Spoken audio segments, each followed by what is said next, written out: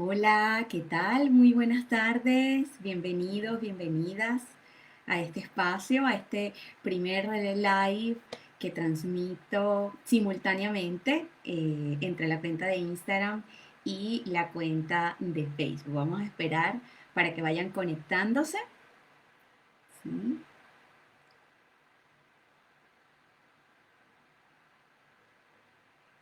a ver. Muy bien, hola, hola. Gracias por estar, gracias por conectarse. A ver,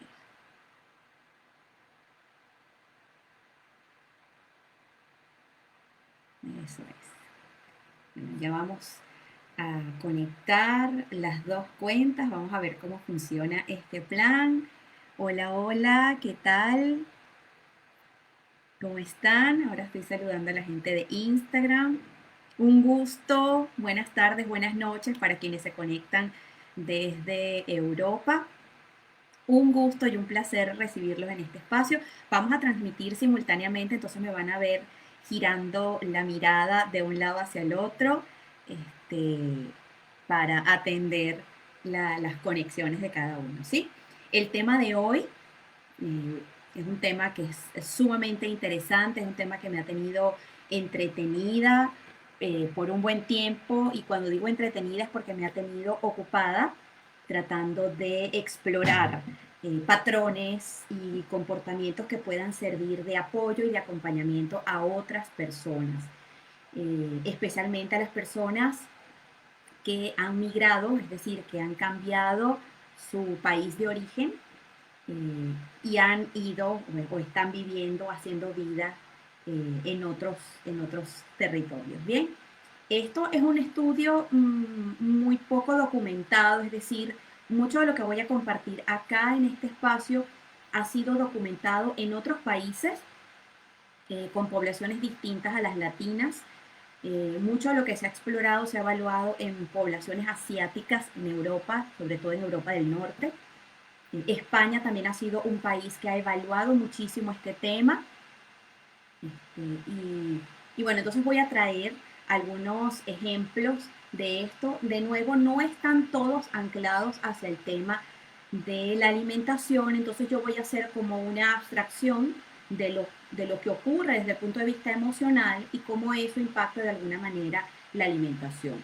En buena parte ha sido parte de mi experiencia personal. Yo tengo casi 2 años viviendo en Lima y atiendo una consulta de food coaching desde hace un par de años también, en el que no de forma planificada, pero sí, yo creo que nada es casual, en esa intención de sincronicidad han llegado muchísimas personas migrantes que tienen situaciones complejas que les ha dificultado quizás manejar su relación con la comida, y esa es la razón por la cual he decidido empezar este espacio quizás de investigación, de recopilación de información, y vamos a ver hacia dónde nos lleva eso. Entonces, quiero comenzar contando un poco de mi experiencia. Como ya les dije, yo estoy viviendo ahora en Lima, y por supuesto, cuando yo les hablo a las personas que estoy viviendo en Lima, lo primero que piensan es, wow, estás comiendo delicioso. Y efectivamente, Lima es un país que se ha caracterizado por extender su marca país y popularizarse desde el punto de vista turístico, con un atractivo que es clave, que es su gastronomía. Y efectivamente, eh, hola Eliana, qué gusto tenerte por acá. Bienvenida. El hecho de vivir en un país donde la gastronomía es como el leitmotiv de los ciudadanos que habitan en este país, de los locales, evidentemente es un impacto importante, porque de cierta manera cuando tú quieres incorporar o mantener tu estilo de alimentación, pues te encuentras con un choque cultural que, si bien es cierto, no es malo en sí mismo, impacta de cierta manera la relación que tú tienes con la comida. Otra de las cosas que yo creo que le impacta de una manera muy significativa, especialmente a los venezolanos que emigraron en los últimos, yo diría que 5 años, es el hecho de encontrarse con establecimientos de comida, entiéndase desde supermercados a cielo abierto, abastos, tiendas de abarrotes o cualquier sitio donde se comercialice alimentos, abundante, nutrido, eh, con quizás productos que tenían muchísimo tiempo que no veían, y eso es un impacto importante en la relación que se tiene con la comida. De hecho, yo suelo contar mi anécdota. La primera vez que yo entré a un supermercado acá, me quedé como paralizada, no solo por la diversidad de productos, porque bueno, es algo que si has viajado en otro momento, pues te lo consigues y es normal conseguirlo de esa forma. Era el contraste que termina siendo como que un darte cuenta de cuánto te habías habituado a la escasez y cómo habías reorganizado tu vida para que efectivamente ese espacio de escasez no te afectara o te afectara lo menos posible. Entonces te descubres quizás mirando alimentos que tenías muchísimo tiempo que no veías, quizás te descubres con productos que muy seguramente habías tenido muchísimo tiempo que no encontrabas, y que quizás no habías podido llevar o que económicamente hablando no era una posibilidad para ti en el momento en el que saliste de tu país. Entonces, todo esto hace un contexto sumamente interesante que empieza a percolar o que empieza a dejar un impacto importante en tu relación con la comida. Y aquí voy a hacer un primer stop, porque esto del tema de la relación con la comida me lo han preguntado muchísimo, muchísimas veces. Porque me preguntan, bueno, ¿cómo es eso que tú hablas de la relación que tienes con la comida? Y cuando yo hablo de la relación con la comida es, por ejemplo, cualquier pensamiento, cualquier acción que tú ejecutes en torno y alrededor de los alimentos. Por ejemplo, si estás haciendo una dieta o un estilo de alimentación en particular, eso genera una relación con la comida. Si tú tienes una lista de alimentos permitidos o no permitidos, bien sea porque tu estilo de alimentación lo permite o no, o porque tienes un diagnóstico y hay alimentos que se consideran prohibidos, eso ya dicta la pauta de tu relación con la comida. Entonces, todo ese conglomerado de argumentos, de situaciones, dictan la pauta de la manera en la que tú no solamente piensas en los alimentos, sino también los que compras, los que llevas en casa, la manera en la que los vas a preparar y un sinfín de atributos asociados a los alimentos que tienes en casa. Entonces, como les comentaba, el primer shock del migrante, y no solamente del migrante venezolano, sino que también está documentado en la literatura con migrantes de otras nacionalidades y en otros contextos, ese primer shock de encontrarse en mercados o en supermercados que quizás no comercializan los productos que ocasionalmente se encuentran en su país de origen, genera una relación o genera una sensación que quizás puede empezar a dictar un cambio, ¿sí? Y fíjense que no hablo ni de positivo ni de negativo, sino de un cambio en tu relación con la comida. Eliana comenta que siente que casi no come, pero combina por lo saludable, ¿sí? Y efectivamente, quizás el atributo saludable puede ser uno de los primeros que nosotros empezamos a considerar en cuanto a la relación con la comida y al país de acogida o a la disponibilidad de alimentos que tienes en el país de acogida. Eh, También efectivamente la rutina y los horarios de comida que cambian en tu país de acogida son una forma de hackear o de cambiar tu relación con la comida. A mí me pasó algo bien particular aquí en Perú. Yo soy o tenía la tendencia a levantarme muy temprano, incluso para tratar de compaginar con el horario de mis seres y de mis afectos en Venezuela. Entonces, pero acá la vida empieza un poco más tarde. Aquí realmente una reunión de trabajo puede empezar tranquilamente a las 10 de la mañana y eso por supuesto a mí me generaba un impacto importante en cómo yo empezaba mi rutina del día. Luego el almuerzo se hace aproximadamente a las 2 3 de la tarde y eso por supuesto era un cambio radical en la manera en la que yo venía acostumbrándome. Y aquí quiero empezar a incorporar algunos términos que los especialistas que han evaluado los temas de migración comienzan a incorporar. Y tengo por acá mi chuleta para no desviarme del tema. Y es que cuando se habla de estrategias, um, cuando nos cambiamos de país, eh, sí lo voy a hablar, sin lugar a dudas. Aquí me está comentando terapéuticos que le comenta acerca de la compulsión por comer para mitigar la ansiedad en tiempos de pandemia. Aunque eso es un tema que he abordado en otras ocasiones y que tiene un impacto importantísimo en este tema de la migración, lo voy a manejar someramente porque obviamente el tema pandemia está solapando cualquier otro efecto que podamos tener en nuestra relación con la comida.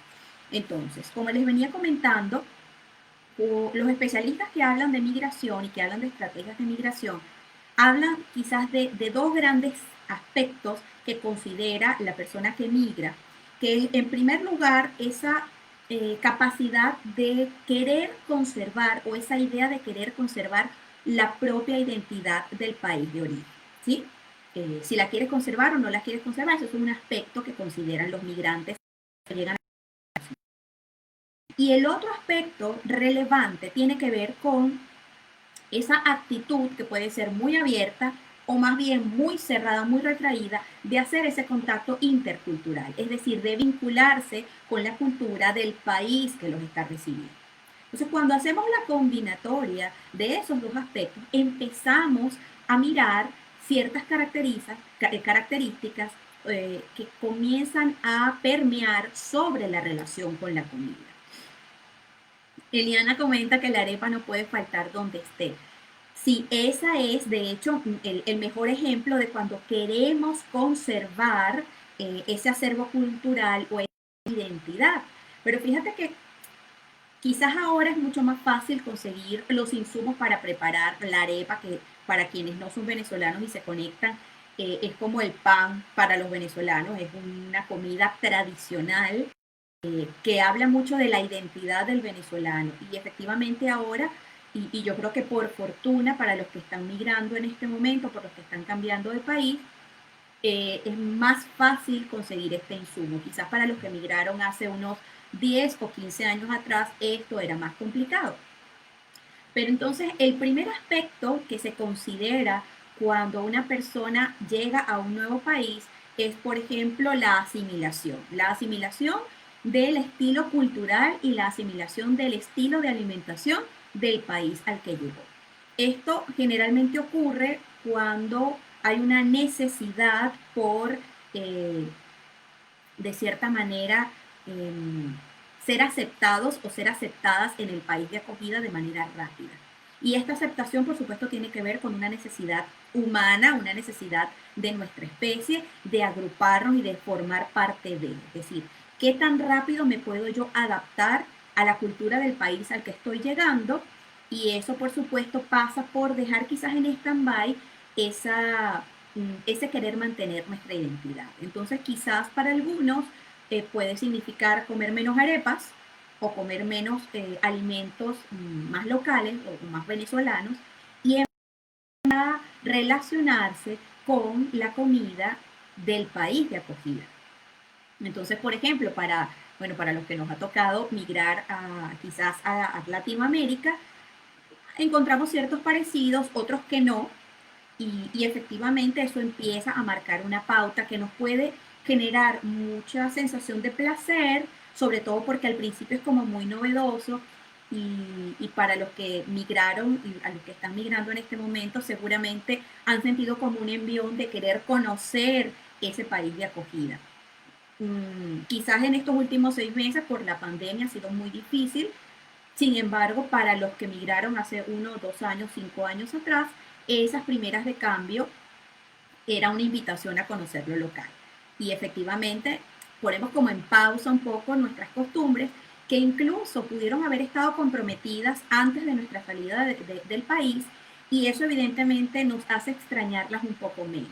Sí, sí, seguramente si era muy difícil para ti en el momento que saliste conseguir harina de maíz precocida para preparar las arepas, quizás cuando llegas a tu país de acogida no las extrañas tanto o no las extrañaste tanto. Y eso entonces quizás yo creo que la primera etapa en la que nosotros nos encontramos cuando vamos a un país de acogida. Luego, quizás es posible que te hayas encontrado con esa intención de hacer ese intercambio, es decir, eh, manifestarte muy abierto a ese intercambio cultural, pero también deseas mantener esa identidad cultural característica de tu país de origen. Y esto se llama integración. Yo creo que es la que genera quizás menos estrés, es la que definitivamente buscan la mayoría de las personas porque es una relación ganar-ganar.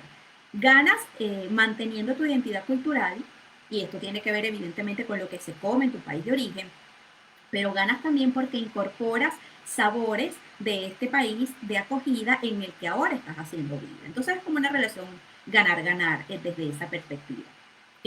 Para algunos autores es el ideal de la migración, sin embargo, pues esto evidentemente toma tiempo porque dependiendo de cómo haya sido tu relación con el país de acogida o cómo haya sido tu salida del país de origen, pues evidentemente me queda claro que quizás sientas algún rechazo o alguna emoción no placentera asociada con mantener tus hábitos de alimentación del país de origen. Por aquí me están comentando que cuando llegué a Colombia me enfermé del estómago mucho porque la comida aquí tiene muchos tipos de carbohidratos en el plato. Bueno, eso es algo súper interesante y que lo he visto mucho en la consulta de food coaching, especialmente para los que migraron a los países andinos. En los países andinos hay una tendencia, por supuesto, a comer mucho carbohidrato porque son países donde el clima y donde el tipo de trabajo de origen requiere energía de rápida absorción. Pasa aquí en Perú. Aquí en Perú hay una combinación de carbohidratos y pasa en Colombia también, quizás en Ecuador, para los que han viajado a Chile es posible que también les suceda lo mismo. Hay una combinación de carbohidratos en el plato que no nos es eh, conocida o no nos es común. Y aún así, en Venezuela, la combinación de varios carbohidratos en el plato es algo muy común, especialmente para aquellas personas que quizás el presupuesto no le ha permitido o no les permitió mantener ese estilo de alimentación abundante en proteínas, especialmente proteínas de origen animal. Entonces, eso evidentemente genera un choque y empieza a moldear, empieza a cambiar el estilo de alimentación. Y eso, como les comenté hace un rato, lo he visto muchísimo en la consulta. Pasa por un tema de presupuesto en esencia y pasa por esa necesidad de querer integrarse. Aquí en Perú existe algo que se conoce como el menú y seguramente en otros países como en Colombia, en Argentina, quizás en Chile también se conoce, que es esa comida tradicional muy local eh, que básicamente satisface la necesidad a muy bajo costo de el, vamos a decir, del local promedio, ¿sí? De esa persona que trabaja en la calle, que necesita una comida rápida, pero además necesita una comida sustanciosa que le mantenga satisfecho o satisfecha por mucho más tiempo. Y muchas de esas comidas son ricas en carbohidratos de rápida absorción. Aquí me refiero básicamente a arroz, papa, eventualmente algún otro tubérculo, es lo que en Venezuela nosotros combinábamos, por ejemplo, arroz y plátano, que son dos carbohidratos importantes y que son muy típicos de nuestra gastronomía en Venezuela. Esos platos se repiten y pueden empezar a generar malestar, como lo comenta por acá una de las personas que está conectada, o incluso puede generar cierta empatía porque se parece a lo conocido o se parece a algo que ya yo había comido con anterioridad. También comenta que es chistoso lo que los cortes de carne tienen distintos nombres. Sí, ese es un segundo impacto en los hábitos de alimentación, sobre todo para los que quieren conservar su identidad y quieren ir a comprar algo que les resulte conocido. Nosotros tenemos una particularidad o una forma particular de preparar la falda del, de la res, que es con lo que hacemos la carne desmechada, que es parte del plato típico venezolano, y en otros países obviamente no se llama ni falda, ni se llama carne desmechada, para algunos ha sido complejo, difícil encontrar un corte que se adapte a eso. Pasa de igual manera con el asado negro, con el clásico muchacho redondo, que es una parte de la red que recibe unos nombres distintos, obviamente, en los países de acogida. Entonces, es un proceso de adaptación en el que vamos visitando los supermercados locales y vamos aprendiendo de la cultura. Y eso creo que entra de nuevo dentro de esa categoría de integración porque es esa categoría en la que yo quiero mantener los platos típicos de mi país, pero además tengo la necesidad de aprender cómo se llaman en el país de acogida para poder mantenerlo y perpetuar esa elaboración de platos en mi casa y en la cotidianidad. Por aquí Pedro comenta que le gusta acoger el hábito del consumo de vino aquí en Chile. Sí, y pasa también en Argentina. Es algo que no es muy común en nuestro país de origen, sobre todo para los venezolanos, pero es una costumbre.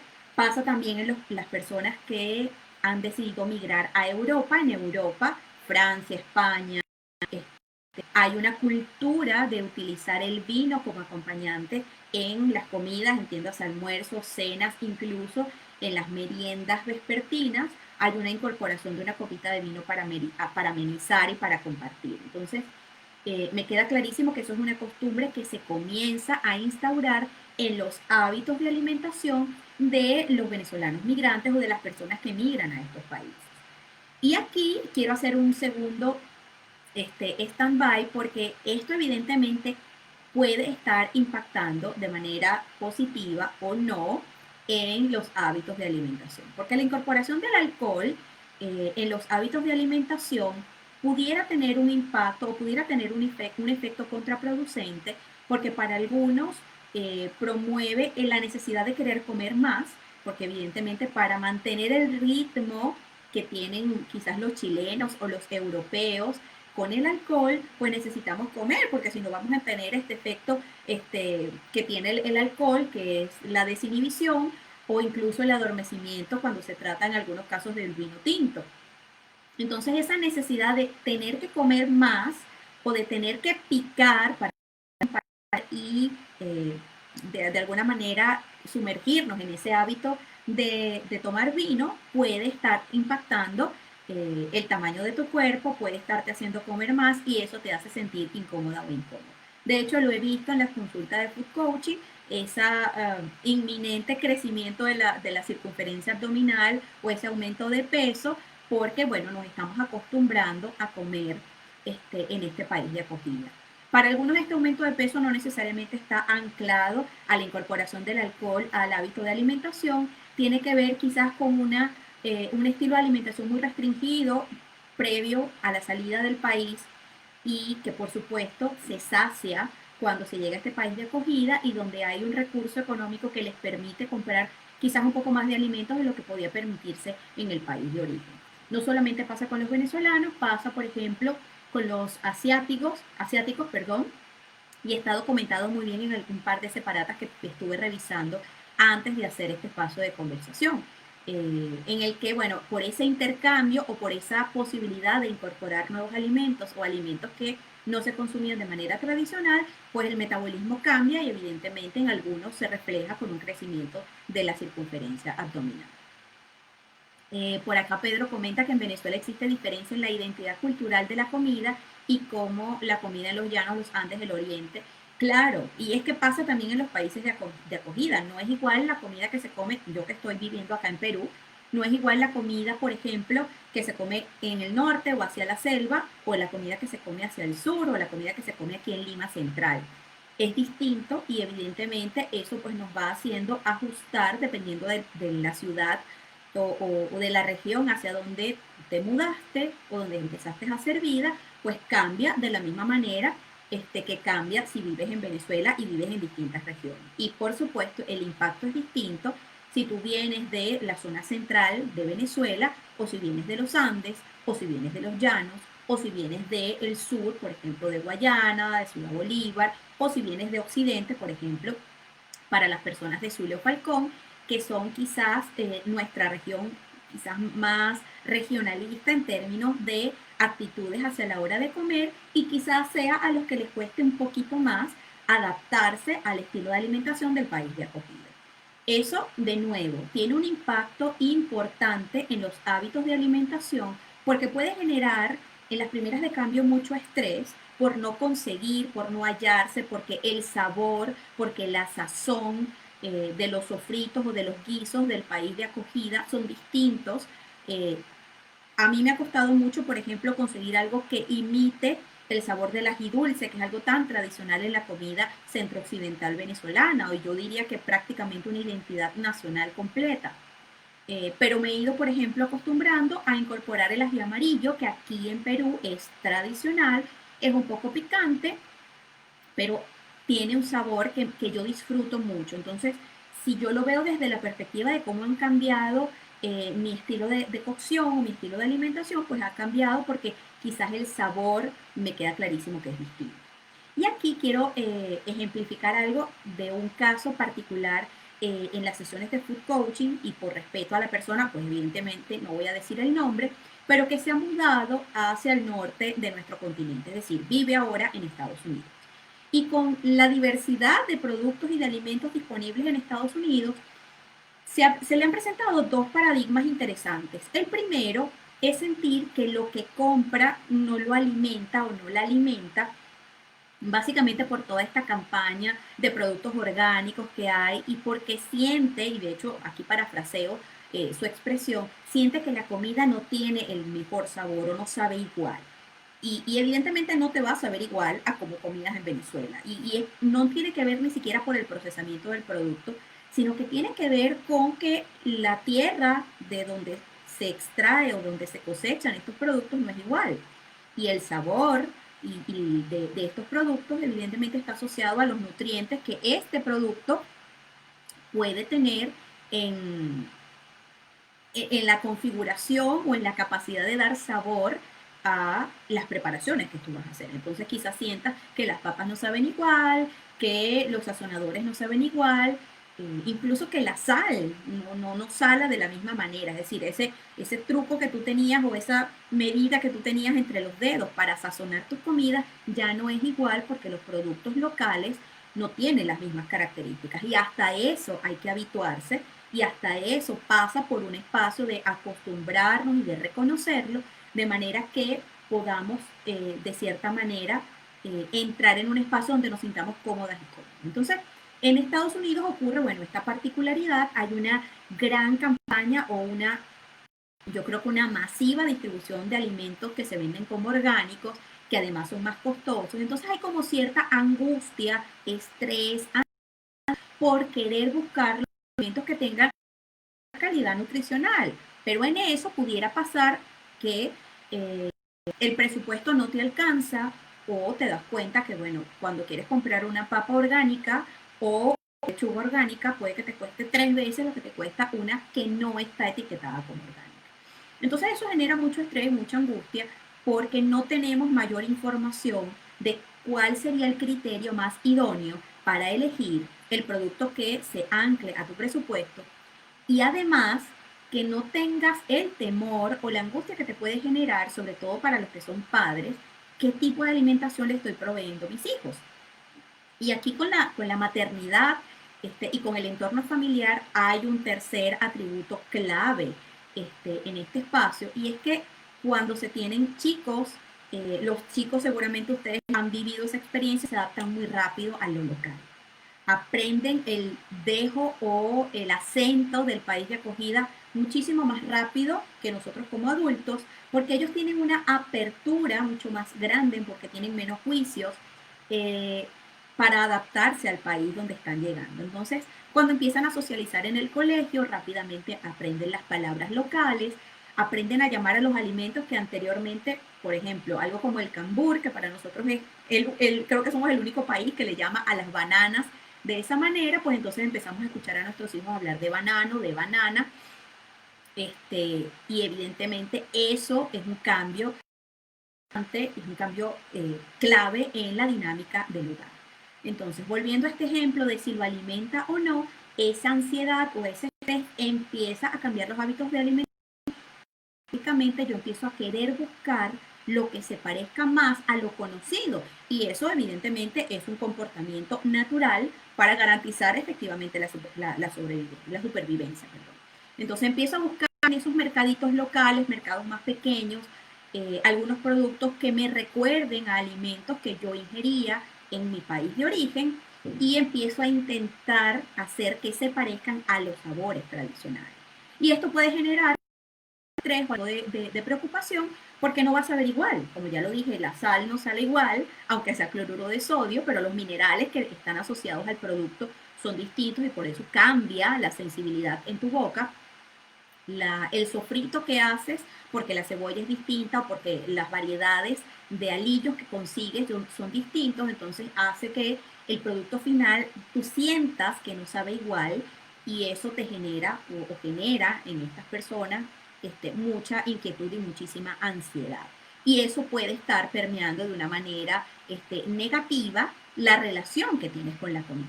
Entonces es importantísimo que puedas apuntar, que puedas darte cuenta, que puedas hacer reconocimiento de cuáles son esos factores que pueden estar impactando de manera positiva o de manera negativa en tus nuevos hábitos de alimentación. Porque lo que me queda claro, y todos necesitamos tenerlo claro, es que los hábitos de alimentación van a cambiar, porque cambian los horarios, porque cambian las proteínas y los carbohidratos disponibles, porque cambia el presupuesto para comprar la comida y porque hay una necesidad, especialmente para aquellos que quieren adaptarse rápido al país de acogida, de emprender ese camino de adaptarse a lo local y de integrar lo local a su día a día o a su cotidianidad, y eso también pasa por la alimentación. Entonces, podemos empezar a hacer combinaciones que se parezcan, por ejemplo, al rellenar una arepa con un guiso muy local. Por ejemplo, aquí hay algo que se conoce como ají de gallina,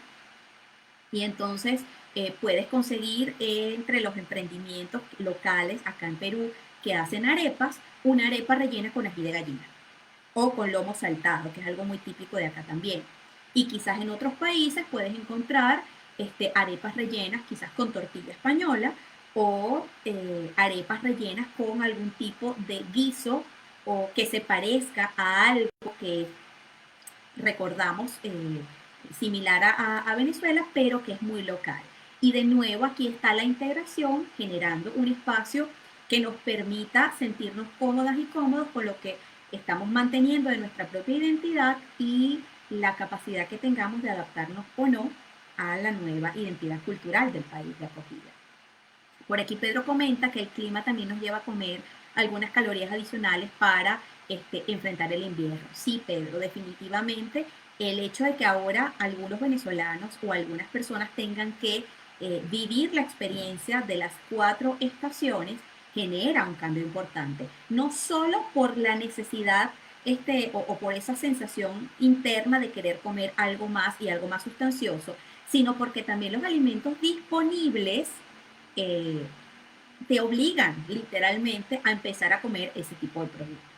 Nosotros venimos acostumbrados a que nosotros conseguimos tomate todo el año, aguacate todo el año, cambures todo el año y los productos prácticamente no tienen estación.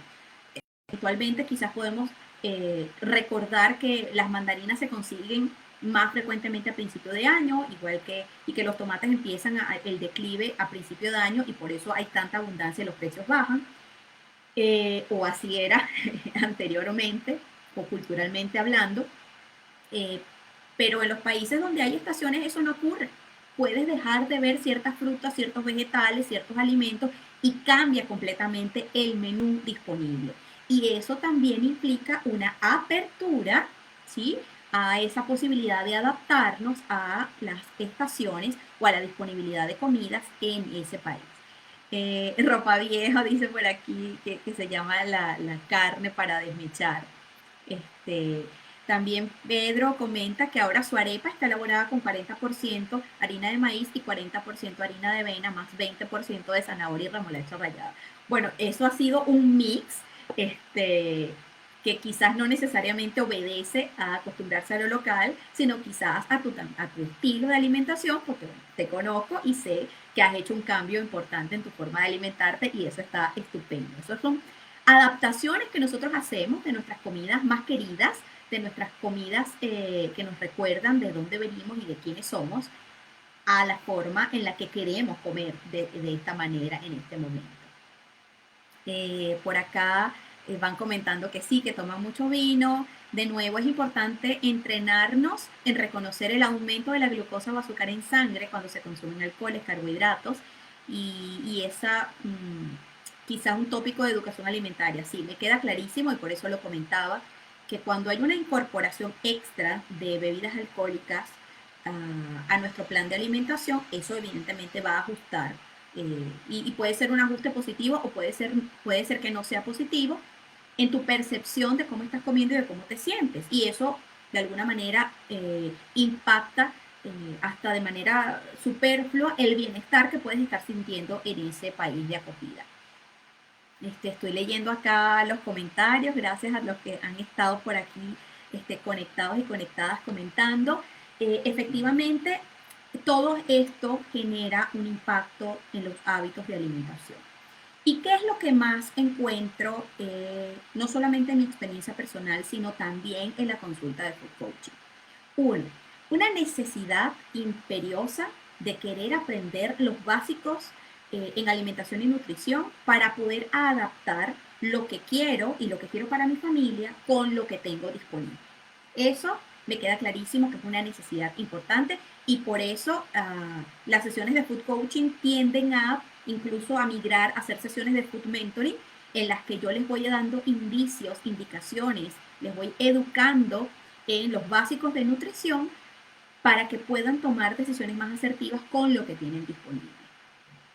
Eh, Otra cosa que es importantísimo tener en cuenta cuando estamos haciendo estos ajustes y que lo veo también en las sesiones de food coaching, es una necesidad de que los que son padres especialmente quieren mantener algo de la cultura del país de origen en el estilo de alimentación con los chicos.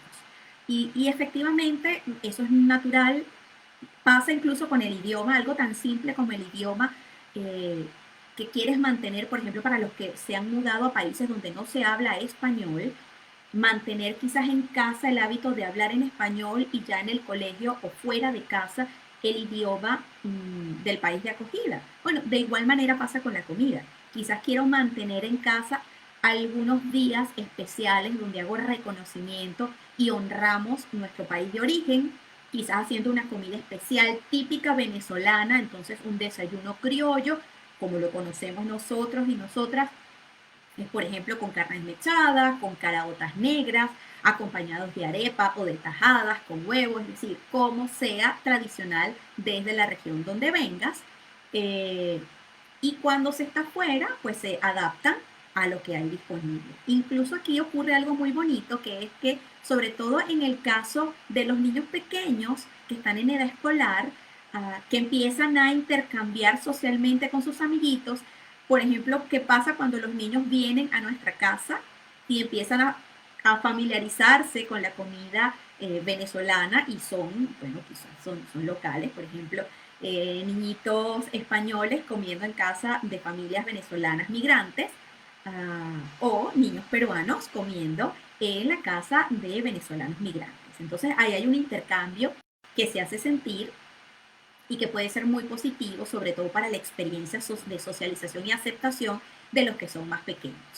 De igual manera nos pasa a nosotros, nos invitan a compartir en una familia del país de acogida y evidentemente comenzamos a conocer. Por ejemplo, a mí me pasó este diciembre pasado, fue mi primer diciembre acá en Perú y fui a compartir la cena de Navidad con una familia de Perú.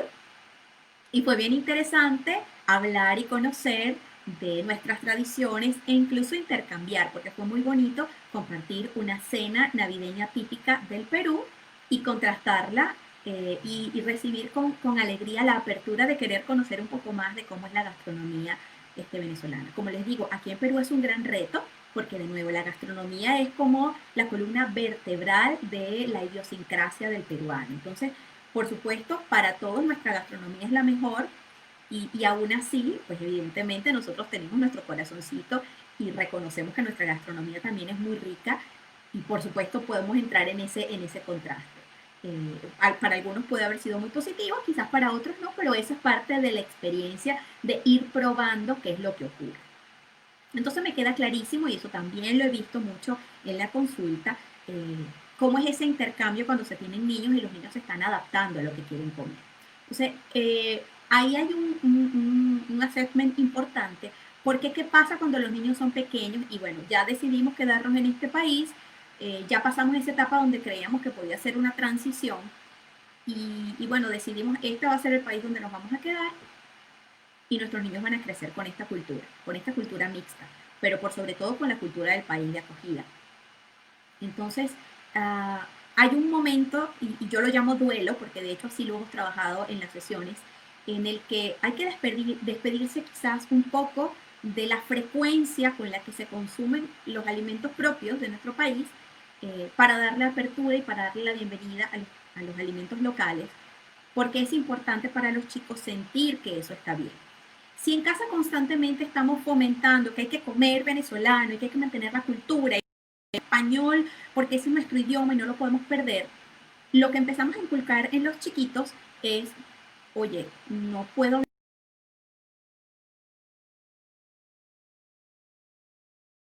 no debo que comí o que probé cosas del país de acogida porque mis papás quizás lo van a ver como mal. Porque normalmente cuando estamos conversando recibo algo de reproche, recibo algo de recriminación o hay mucha ansiedad por querer inculcar o por querer mantener ese tipo de alimentación o nuestro estilo de alimentación en la mesa familiar. Entonces, lo que creamos es una separación entre, bueno, esa necesidad del niño o de las niñas de adaptarse a lo local y lo que ocurre en casa.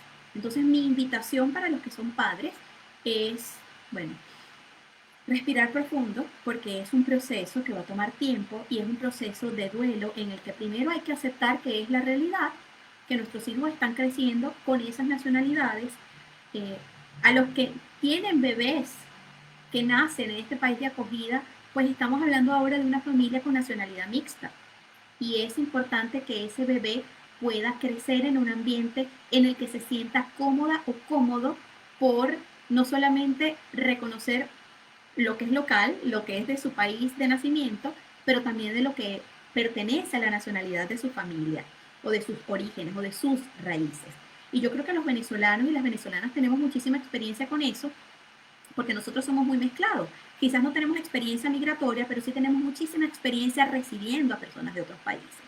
Entonces, yo puedo hablar de mi experiencia, creo que con mi apellido me delato, hay unos orígenes y hay unos antecedentes italianos allí, y por supuesto pasa con los españoles y pasa con los portugueses, donde se ha mantenido una cultura y una tradición por recordar lo propio, por recordar el país de origen, y yo creo que eso es parte de lo que nosotros vamos a tener que hacer en nuestras casas ahora con estas familias mixtas.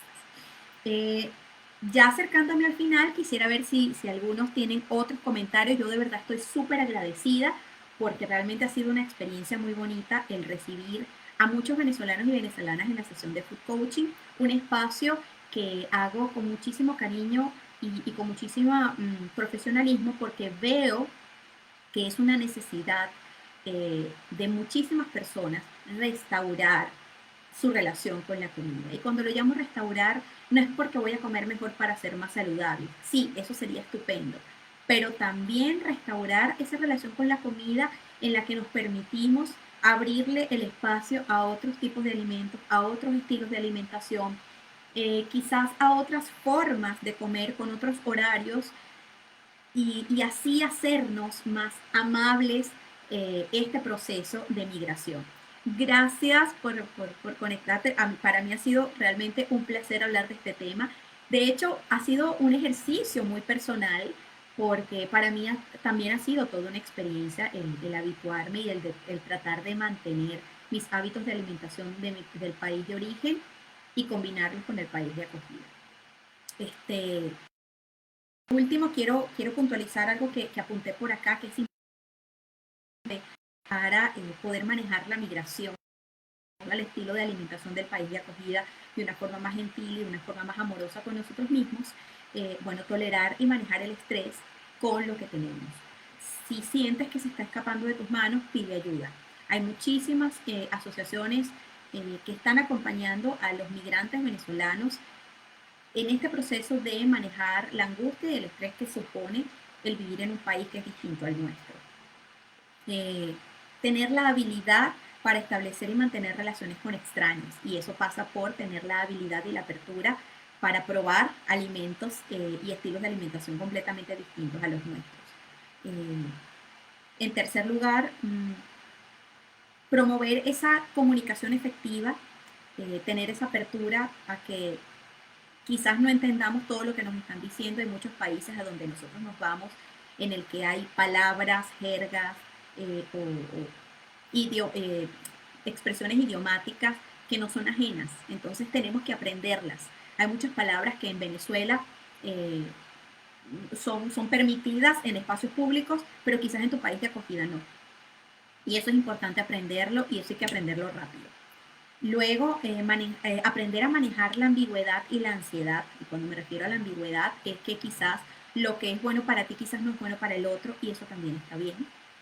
Y por último, esa capacidad para predecir la conducta de otras personas que pertenecen a otras culturas y esa capacidad que tengamos nosotros y nosotras para adaptarnos a esos cambios culturales. De nuevo, todas las respuestas están dentro de nosotros. De hecho, mi post de esta mañana tenía que ver con la culpa y no es casual que lo haya juntado con este live del día de hoy, porque mucho de lo que atravesamos cuando migramos es esa culpa de abandonar eso que nos ha sido como quizás muy nuestro y que ahora de alguna manera nos está afectando en el país de acogida.